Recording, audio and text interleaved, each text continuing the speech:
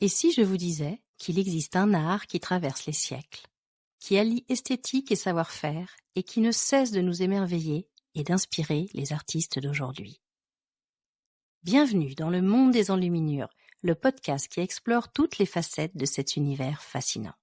Techniques, matériaux, chefs-d'œuvre, anecdotes. Ici, on répond à toutes vos questions, des plus basiques aux plus pointues. Alors que vous soyez passionné d'histoire de l'art ou simplement curieux, rejoignez-moi pour une nouvelle plongée au cœur du monde des enluminures.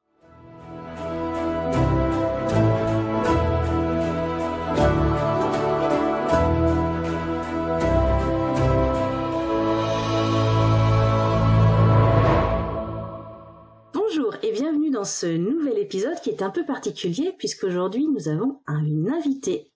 Et c'est Evelyne de l'atelier Rêve Doré qui va venir aujourd'hui nous parler d'un sujet particulier, à savoir comment adapter le bonheur des dames dans un manuscrit enluminé. Bonjour Evelyne. Bonjour Isabelle.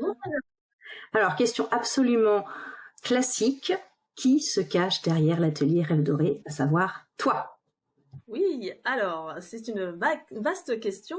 Donc moi c'est Evelyne, je suis donc enlumineur depuis à peu près 6 ans et j'ai découvert l'enluminure de façon un peu fortuite et depuis je suis devenue une véritable passionnée.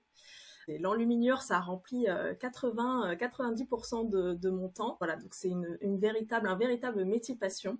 Véritablement, je vibre pour ce métier. Donc, je m'efforce de valoriser et de perpétuer à travers les mêmes savoir-faire qu'au Moyen-Âge. Alors, d'une manière générale, on imagine bien l'enluminure quand on est passionné comme étant quelque chose de médiéval, la peinture d'écrits sacrés, des bibles enluminées, des vierges, tout un tas de récits. Parfois, on trouve effectivement des poèmes ou un petit peu de choses un peu laïques. Mais toi, non. Toi, tu es partie sur l'adaptation d'un roman d'Émile Zola. Pourquoi?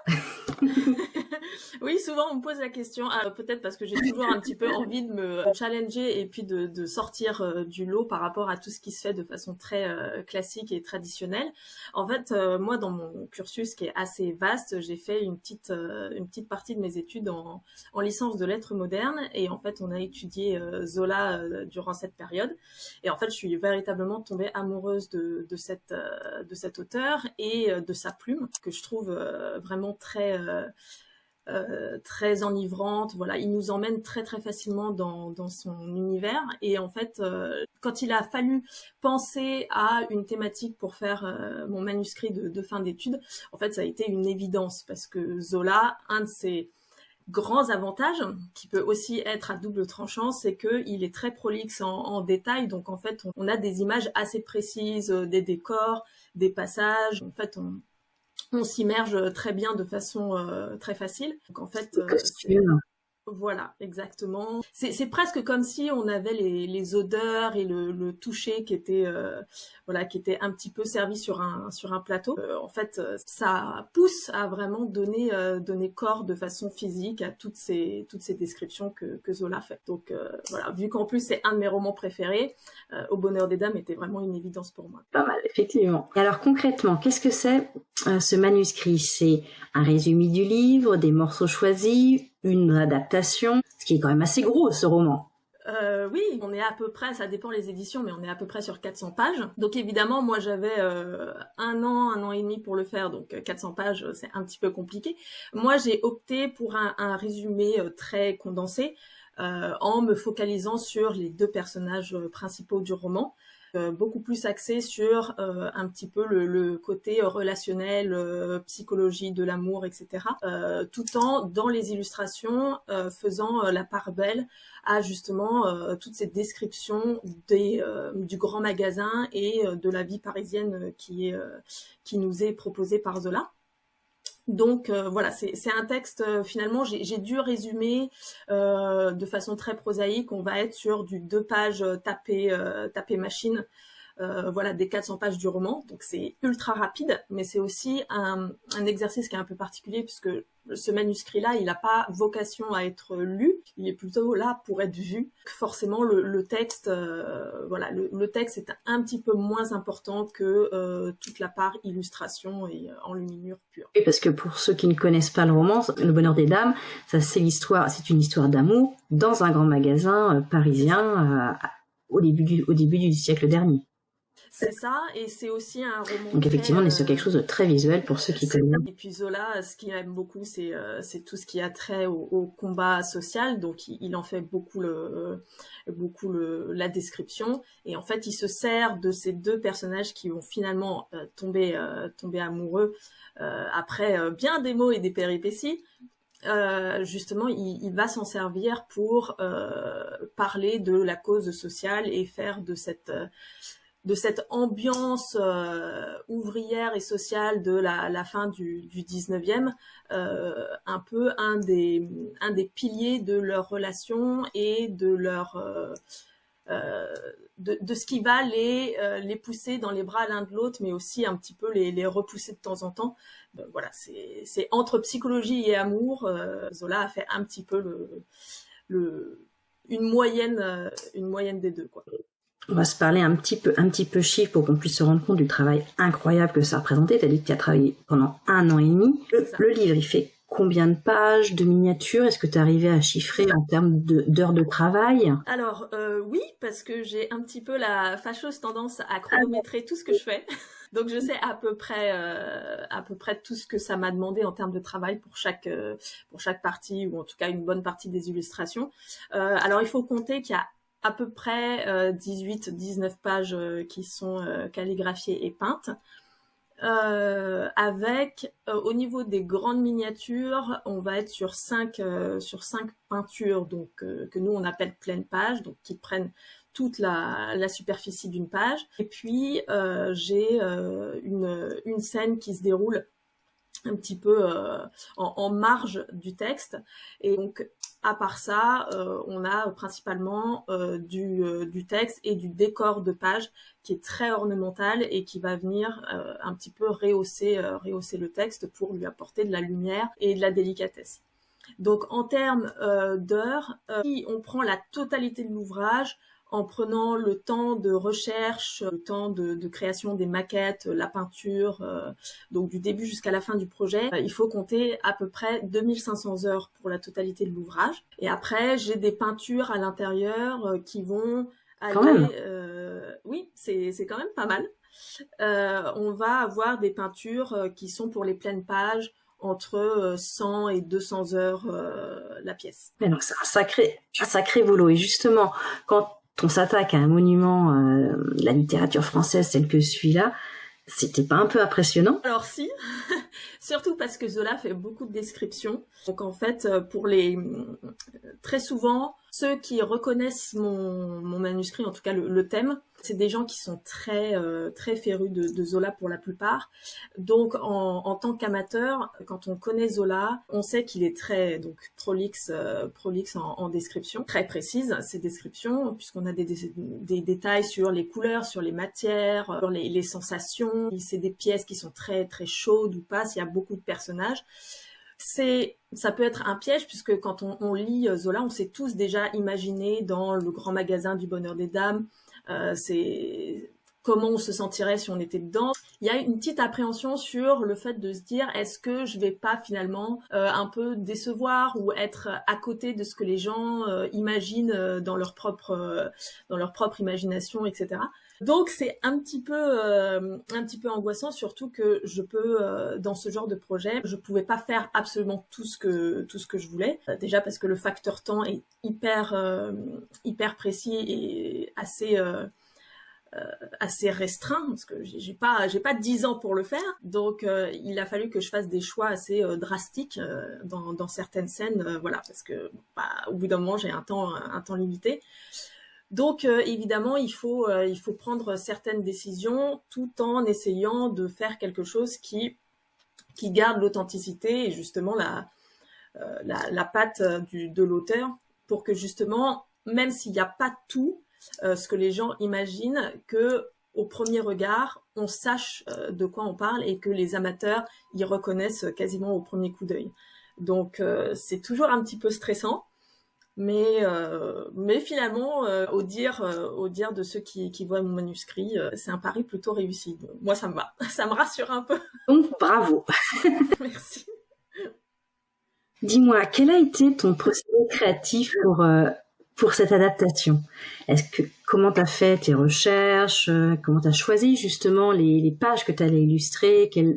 Quelles sont les étapes? Enfin, j'ai aucune idée comment on procède pour s'attaquer à un tel pavé. Alors, il y a eu plusieurs phases qui au début sont potentiellement un peu déconnectées les unes des autres. Au début, je savais plus ou moins le style que je voulais utiliser, puisqu'en fait, on doit respecter un style historique. Donc, je savais plus ou moins vers quoi m'orienter, sans très grande précision. Donc, il a fallu que je cherche, en fait, de façon très générale, des manuscrits qui rentrent dans ce style-là, donc des manuscrits historiques sur lesquels je pouvais me baser pour justement tout ce qui était décor, architecture, etc. Tout en sachant qu'à ce moment-là, quand je fais mes recherches historiques dans Lumimur, je ne sais pas encore exactement quelle scène je vais représenter, comment mon manuscrit sera organisé. Donc c'est une recherche très très générale. Donc c'est des heures et des heures. Il faut compter à peu près 2 mois de recherche. Ou voilà sur internet, sur les bibliothèques, je me renseigne sur les artistes. Alors moi j'avais un petit peu de chance, c'est que j'ai choisi 1 à 2 artistes principaux pour justement le style dans le mur. Donc il a fallu là que je recherche ce qu'ils avaient produit, si c'était facile de récupérer par rapport aux numérisations. Alors, quel style tu as choisi? Alors moi j'ai choisi de faire encore quelque chose qu'on ne fait pas trop. Toujours pour faire quelque chose de très différent. Moi j'ai choisi pour tout ce qui était les scènes, donc les pleines pages, les grandes scènes, de partir sur un style français inspiré des frères Limbourg. Donc on est en général on est au XVe siècle, sur tout mon manuscrit. Donc j'ai choisi les frères Limbourg pour tout ce qui était architecture et pour tout ce qui était décor de page, donc autour du texte. On est sur des marges ornementales très végétales. Et là, je suis partie sur un gothique 15e, toujours, allemand. Et en mixant le style allemand avec un style italien. Donc en fait, on est vraiment dans une sorte de mix and match esthétique qui est assez particulier. Surtout que le style français et le style allemand vont pas spécialement ensemble, en tout cas d'un point de vue couleur. Donc ça a été un petit peu compliqué parce que esthétiquement ça va plutôt bien ensemble, mais alors ils utilisent pas vraiment les mêmes palettes de couleurs. Donc il a fallu aussi trouver une sorte de pont qui permette de lier en fait les deux, et puis trouver quelque chose qui quand même qui puisse lier l'ensemble aussi bien stylistiquement que sur la palette des couleurs. Alors j'ai pas choisi ces styles-là un petit peu par hasard. En fait, moi, je suis partie sur le gothique français pour les architectures parce que en gothique, donc 15e siècle, on utilise beaucoup le style très classique d'architecture avec ces colonnes, des grandes architectures très élancées qui font assez antiques dans leur style. Et il faut savoir qu'au 19e, à l'époque où Zola écrit le roman, on est dans une période stylistique où en fait on appelle ça le néoclassique, où en fait on va revenir justement à cette esthétique très classique, très gréco-romaine. Donc en fait il y a un lien au niveau stylistique qui permet de lier le 19e de Zola avec le 15e de l'époque médiévale, et donc en fait d'inclure le 19e dans l'enluminure de façon beaucoup plus facile. Ça aurait été compliqué de partir du coup sur une autre époque stylistique en enluminure. À un moment, j'avais pensé à faire du 14e, du 13e, 14e, et en fait, c'était beaucoup trop compliqué. Donc c'est pour ça que j'ai choisi ce style-là. Et puis après, moi, j'ai aussi dans mon trait une grande appétence pour tout ce qui est végétal, mais avec des formes très élancées, très féminine. Et en fait, le gothique allemand, il est totalement dans cette ambiance-là. On pourrait le rapprocher pas mal du style Art Nouveau. Donc voilà, avec des fleurs, des feuilles qui sont pas tant réalistes que fantasmées. Donc en fait, c'était beaucoup plus facile pour moi de travailler là-dessus. Et donc effectivement, quand j'ai fait mes recherches, justement, je suis partie donc sur des artistes assez précis. Et donc là, j'ai recherché voilà toute leur production pour établir moi une sorte de base de données générale où je pouvais aller piocher les éléments qui m'intéressaient pour ensuite, quand j'avais besoin d'éléments précis sur mes illustrations, prendre toujours dans la même production pour créer justement, même si je passe de manuscrit en manuscrit, voilà, on reste dans un corpus qui est stylistiquement très homogène et donc créer une synergie dans mon manuscrit. Tu as parlé des frères Limbourg, et pour les Allemands, quels manuscrits ou quels artistes t'ont inspiré? Alors, en allemand, j'avais un artiste que j'avais en tête, dont je suis vraiment tombée amoureuse, mais il est très très compliqué à trouver en numérisation sur Internet. C'est l'artiste Ulrich Schreier. Et en fait, il est assez connu, mais en fait, les numérisations sont très complexes à trouver, si ce n'est impossible. Donc, en fait, j'ai dû un petit peu abandonner cette piste-là. Je suis partie sur un de ses confrères avec qui il a collaboré et qui est beaucoup plus connu et dont la production est beaucoup plus numérisée. C'est l'artiste Bertolt Furtmeier. Qui lui, voilà, il a fait un de ses manuscrits les plus connus, c'est le Missel de Salzbourg. Donc, ce qui m'embêtait un petit peu chez Furtmeier, c'était que la palette des couleurs était loin d'être ma préférée. Il a fallu que je trouve un compromis dans ses propres manuscrits. En fait, je me suis aperçue qu'il avait une palette de couleurs, on va dire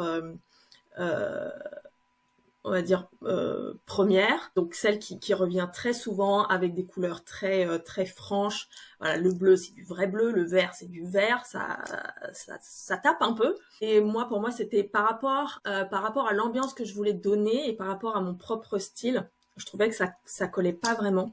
C'était beaucoup trop franc. Donc, en fait, je suis allée chercher dans ces manuscrits une sorte de palette secondaire. C'est des teintes qui sont beaucoup plus pâles, beaucoup plus, à mon sens, délicates. Et en fait, passer la secondaire en première chez moi. Donc voilà, c'est pour ça que ça donne une impression beaucoup plus lumineuse, beaucoup plus moderne, alors que c'est des teintes qui sont étayées, hein, puisque quand on fait ce genre de travail, on a un dossier technique à faire en même temps que le manuscrit pour justement justifier tout ce qu'on utilise. Et donc voilà, j'avais à chaque fois les pages correspondantes pour les couleurs. Donc voilà, c'est juste, il a fallu que je cherche bien profondément dans les différents manuscrits. Et donc, donc ça, c'était la première phase de recherche au niveau des manuscrits. Et après, il a fallu que je relise tout le roman pour me réimprégner, parce que ça faisait très longtemps que je l'avais pas lu, pour savoir quelle scène j'allais illustrer. Et puis savoir si, parce qu'à un moment j'avais hésité à mettre dans mes décors végétaux autour du texte des petits éléments, voilà, qui se rapportent à l'histoire. Il a fallu justement que dans le roman je repère comme ça des éléments qui pouvaient se glisser dans les marges. Bon, finalement, avec le manque de temps, j'ai pas pu le faire, mais voilà, c'est un repérage de l'histoire en elle-même, des couleurs qui reviennent très souvent, du style. Il a fallu que j'illustre des vitrines. Donc, qu'est-ce qu'il y a dans les vitrines, les éléments, telle scène, où est-ce que se sont placés les personnages, etc. Et après, il y a des scènes qui sont un petit peu des sortes de qui vont illustrer une scène qui est vraiment détaillée dans le roman. Mais moi, je vais inclure une sorte de symbolique à l'intérieur, donc je vais prendre des libertés par rapport à la description initiale pour justement inclure cette symbolique par rapport à l'emplacement, au regard des personnages dans la page, pour montrer que en fait, il y a plus que ce qu'on voit dans cette illustration, et donc amener à une réflexion supplémentaire, quoi. Et après, il y a forcément toute la base de déterminer tout le côté technique, la taille du manuscrit, pourquoi cette taille-là, est-ce que cette taille-là, ça me permet aussi bien de faire mes marges que mes illustrations, est-ce que c'est pas trop grand en fonction du temps que j'ai, est-ce que c'est pas trop petit parce que Zola fait beaucoup de descriptions, donc est-ce que je vais pouvoir placer tout ce que j'ai besoin. Donc il a fallu, c'est beaucoup de temps de recherche, de compromis, d'essais. Je crois que rien que pour définir mon format général, en temps complet, j'ai dû faire une semaine. Donc c'est long, une semaine à faire que tracer des traits, faire des calculs. Il fait quelle taille là ton manuscrit? Alors il fait à peu près 33-35 cm de haut pour 20-25 à peu près de large, en tout cas pour une page. Donc ça fait plus de 40 cm ouverts. Mais voilà, c'est un format qui commence à être assez... on passe à peu près moyen à grand format sur ce genre de format. Bravo, c'est effectivement tout un procédé, un cheminement qu'on soupçonne pas. On se dit bien que ça prend un peu de temps, mais pas forcément autant de temps. Rien que la définition, je suis impressionnée du temps que ça a pu te prendre pour choisir la taille du manuscrit. Et on est d'accord que ce manuscrit-là, après, toi, tu l'as fait la relis. Oui. C'est ça, en fait, on avait on avait 3 jours de stage chez une artisane relieuse qui nous guidait. Donc elle touchait pas du tout à notre manuscrit, mais elle nous guidait en fait comme on ferait un stage aujourd'hui pour faire une initiation. Elle nous guidait pas à pas pour justement relier le manuscrit. Alors moi, comme à mon habitude, j'ai eu un imprévu au moment de la reliure qui s'est pas exactement passé comme prévu, mais finalement ça se fait très bien. Puis ce qui permet voilà de vraiment clôturer cette création-là, puis de vraiment avoir cette impression d'avoir tout fait, puisqu'on part de zéro, on n'a rien dans les mains, et on finit avec un livre qui est complètement monté et utilisable voilà, sur le long terme. J'entends que tu as eu des difficultés avec la reliure. Est-ce qu'il y a eu des galères particulières ou au contraire des très belles surprises en faisant ce manuscrit? Alors, il y a eu une galère. En fait, moi, j'ai interverti ma reliure de dessus avec celle du dessous. Et en fait, entre guillemets, c'est comme si un petit peu je l'avais montée à l'envers. Et en fait, on s'en est rendu compte in extremis parce que moi, j'étais persuadée que tout était bon. Et en fait, l'artisane qui nous a suivis, elle a dit, je vais ouvrir les manuscrits pour être sûr que tout va bien au niveau du collage, voilà, pour le dos du livre. Et quand elle ouvre mon manuscrit, j'étais derrière elle. Et là, sous le coup du choc, j'ai pas pu m'empêcher de dire comme ça à voix haute, mais pourquoi il est à l'envers? Et là, il y a eu un petit blanc dans l'atelier, parce qu'on était plusieurs étudiants. Et là, tout le monde commence à me regarder, un peu les yeux en panique. Et donc l'artisane, la relieuse, elle était devant moi, et elle se retourne, et elle me dit, ah, c'est à l'envers là. Je lui dis, bah, normalement, vous devriez pouvoir le lire. Et en fait, c'était absolument pas le cas. Et en fait, c'est là, donc on a regardé, et c'est là que je me suis rendu compte que j'avais interverti les 2 reliures. Et sauf que, en fait, moi, dans ma reliure, je voulais faire quelque chose de plus typé 19e que médiéval. Et donc, normalement, en reliure médiévale, très souvent, on a sur chaque plat, on a des cabochons, en fait, qui viennent, des cabochons métalliques, qui viennent créer une petite épaisseur, ce qui fait que quand on pose le livre sur table, le cuir ne touche pas la table directement. Et je voulais en mettre derrière pour protéger quand je pose le livre et quand on l'ouvre. Comme ça protégeait la 4e de couverture. Mais devant, en fait, sur le plat du dessus de la couverture, je voulais laisser sans cabochon parce que pour donner une touche plus 19e. Et en fait, les cabochons se sont retrouvés sur le plat du dessus. Et là, en fait, c'est pas changeable déjà parce que c'était déjà monté et surtout, on fait des trous parce que la reliure, elle est faite avec des haies de bois en fait recouvertes de cuir. Donc en fait, le bois, il est déjà percé à la perceuse pour mettre les cabochons en bois. Donc en fait, et on perce avec le cuir déjà posé pour percer les 2 épaisseurs. Donc en fait, il y avait déjà les trous, donc je pouvais pas faire autrement. Donc il a fallu que je trouve, j'ai été obligée de remettre des clous derrière qui n'y étaient pas du coup. Et après, j'ai trouvé une autre décoration que celle prévue. Donc, en sachant que ça, on s'est rendu compte de ça à 2 heures et demie, même pas de finir le stage. Et donc c'était un peu le coup de choix à puisqu'en 2 heures il faut déjà reprendre ses esprits, se rendre compte de ce que ça implique, trouver une solution, qu'est-ce qu'on fait, on n'a pas le temps de refaire.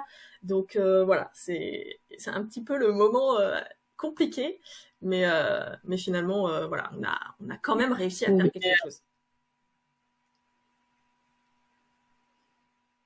Bon, tout est bien qui finit bien. Oui. Quel projet, waouh. Et du coup, un tel manuscrit, un tel projet, ça t'a forcément appris des choses sur toi-même en tant que personne, mais aussi en tant qu'artiste, j'imagine. Oui. En tant qu'artiste, c'est vrai que ça m'a appris pas mal de choses parce que moi, je suis partie sur une direction artistique, hormis le style de l'enluminure, voilà, 15e siècle choisi, un peu différente, qui donne à mon manuscrit un côté assez moderne. C'est le fait d'utiliser mon propre style graphique pour justement construire mon ornementation, ce qui fait que en fait j'ai fait mes pages, mes dessins en 2 temps. J'ai fait dans un premier temps un croquis de base pour donner le mouvement dans un style donc qui m'est personnel, qui est très influencé par l'Art Nouveau. C'est aussi pour ça que j'ai choisi le gothique allemand, puisque justement on retrouve ce style un petit peu Art Nouveau. Donc une fois ce mouvement fait, je suis venue habiller ce mouvement un peu contemporain par justement toute une myriade d'éléments médiévaux, voilà, qu'on retrouve. Donc en fait, pour cacher un petit peu ce trait moderne, mais tout en gardant l'essence du mouvement. En fait, on le voit il y a quelque chose quand on voit la page, on se dit oh ça fait moderne, mais on n'arrive pas spécialement à déchiffrer exactement l'élément qui donne ce côté moderne, puisque c'était fait pour faire une alliance entre les deux et que ça soit pas criant de modernité très contemporaine, on va dire. Et donc, au début, ça a été un petit peu compliqué de mêler les deux, parce qu'il a fallu trouver un mix parfait entre mon trait et puis le style historique. Et en fait, je me suis aperçue que plus j'allais vers la fin, plus en fait c'était beaucoup plus rapide, parce que la main, la tête ont déjà à peu près 6-8 mois de bagages et de temps à regarder des manuscrits, à s'imprégner, etc. Donc en fait, voilà, ma technique s'est affinée du début par rapport à la fin. Ça a été voilà une belle révélation. Et maintenant, d'ailleurs, quand je dessine, c'est beaucoup plus fluide pour moi justement d'allier les deux. Et puis après, c'est le genre de projet qui déjà nous oblige à être hyper patient. Alors au début c'est assez compliqué, enfin en tout cas quand c'est le tout premier, parce que c'est un projet où en fait c'est un petit peu c'est un projet qui a une envergure un peu pyramidale, c'est-à-dire que on commence par la base de la pyramide où il faut décider d'énormément de paramètres qui vont du coup impacter tout le reste de la réalisation, auquel on n'a pas idée. Même nous, quand on commence, on se doute pas en fait qu'on va avoir autant de choses à régler. Là, c'est toute une batterie de tests pour les mesures, comme je disais tout à l'heure, pour le nombre de lignes qu'on va faire dans la page. Est-ce qu'on fait une marge à gauche et à droite? Mais alors, si on fait à droite, est-ce qu'on fait quelque chose? Est-ce qu'on le fait à toutes les pages? Est-ce que nos manuscrits historiques nous permettent de faire des enluminures, enfin des marges à toutes les pages? Est-ce que on décide de faire des lettrines à chaque début de paragraphe?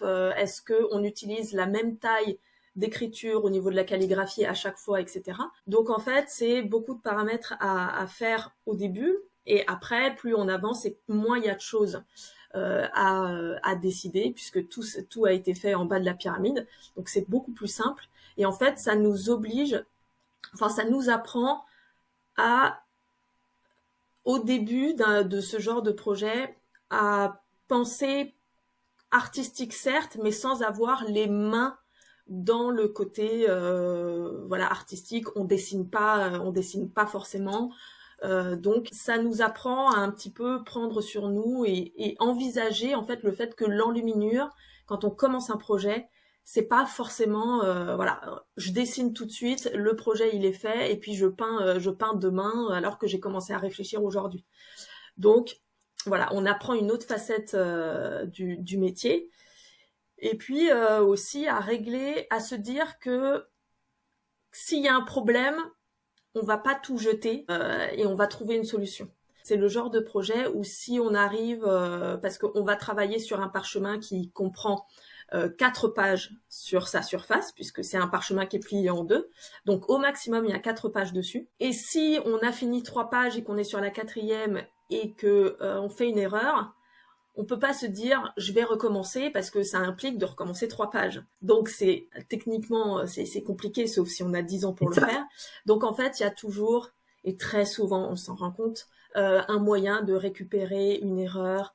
Moi ça m'est arrivé sur le mien, des choses qui n'étaient pas prévues, une tâche, un problème, et ben on rajoute une ornementation qui n'était pas prévue pour cacher justement cette tâche-là. D'ailleurs au Moyen-Âge, ils le faisaient, mais ils le faisaient beaucoup moins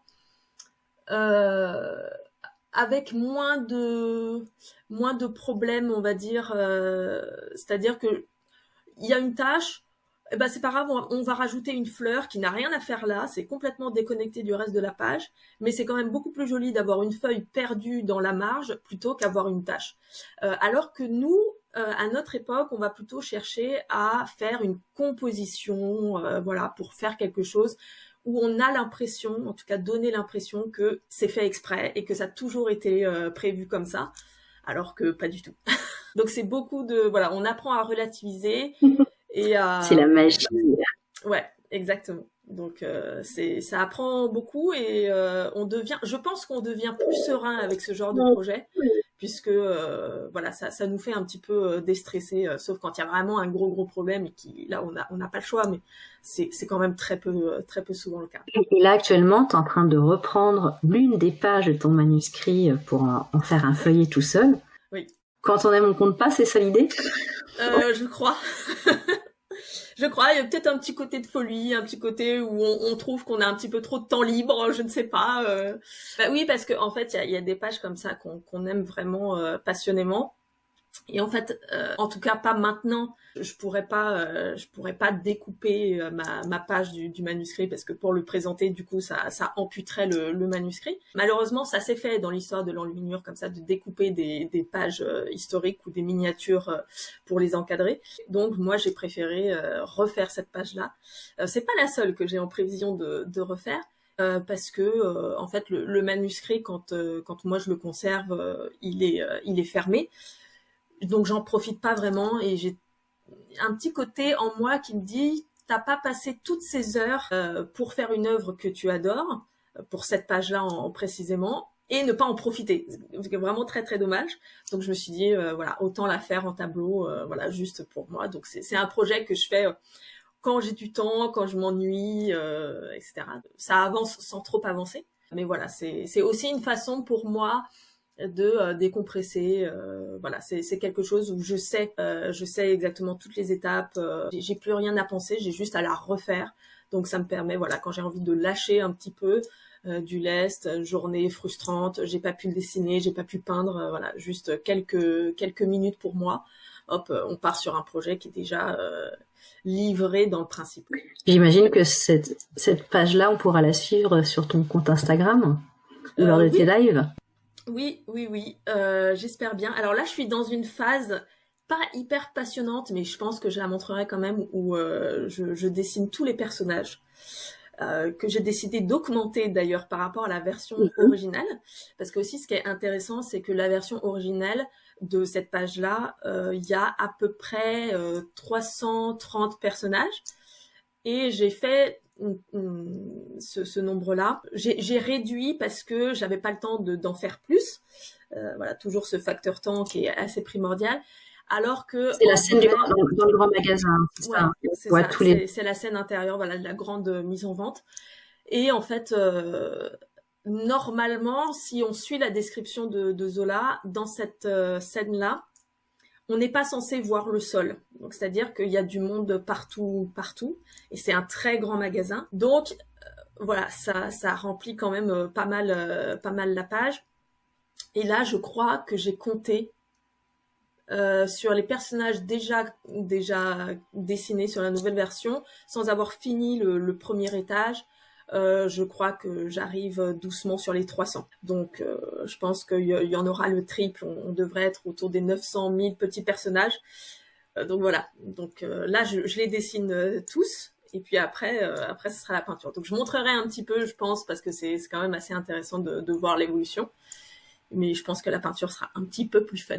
Donc justement, pour tous ceux qui veulent découvrir ton travail, parce que tu ne fais pas que le bonheur des dames pour te relaxer, où est-ce qu'on peut te retrouver? Alors, je suis très présente sur Instagram, donc atelier.rêve-doré, où je partage énormément des réalisations finies, celles qui sont en cours, toute la production en fait que je peux faire, les essais. C'est là aussi que je tiens à informer pour tout ce qui est les événements auxquels j'expose, que ce soit Salon des métiers d'art ou fête médiévale. Donc cette année, c'était principalement la moitié nord. L'année prochaine, il devrait y avoir des petites incursions dans la moitié sud, j'espère en tout cas.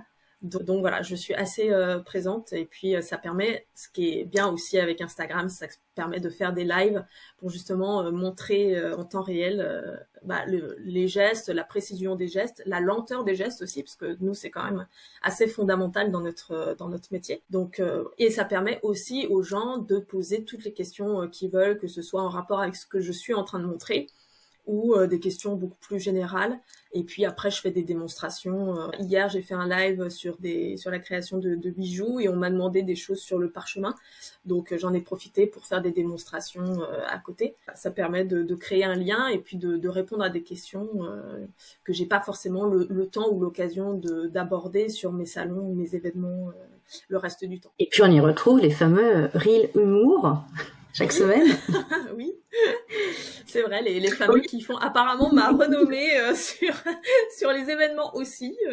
Donc c'est assez rigolo. J'ai pris le parti avec ces reels-là, effectivement, de dénoncer un petit peu la vie d'artisan de façon assez générale, que ce soit les rapports avec les clients, avec les visiteurs sur les salons, des collaborateurs, même nous, notre rapport au temps, notre rapport à notre atelier, c'est assez large. C'est la vie d'artisan de façon très large, mais toujours avec une petite pointe d'humour, parce que sinon on déprimerait beaucoup trop vite. C'est pas faux, et c'est vraiment très drôle. En tout cas, j'invite tout le monde à pouvoir aller voir au moins ces reels-là, et après on se laisse embarquer dans ton univers, justement, comme tu disais, avec tes posts, tes lives. Je trouve que c'est une très jolie façon aussi d'ouvrir la porte de ton atelier à tout le monde, aux curieux, aux personnes qui s'y connaissent et aux personnes qui s'y connaissent pas et qui découvrent un total univers. Très souvent, on me dit que quand on vient sur mon Instagram, qu'on connaît pas forcément sur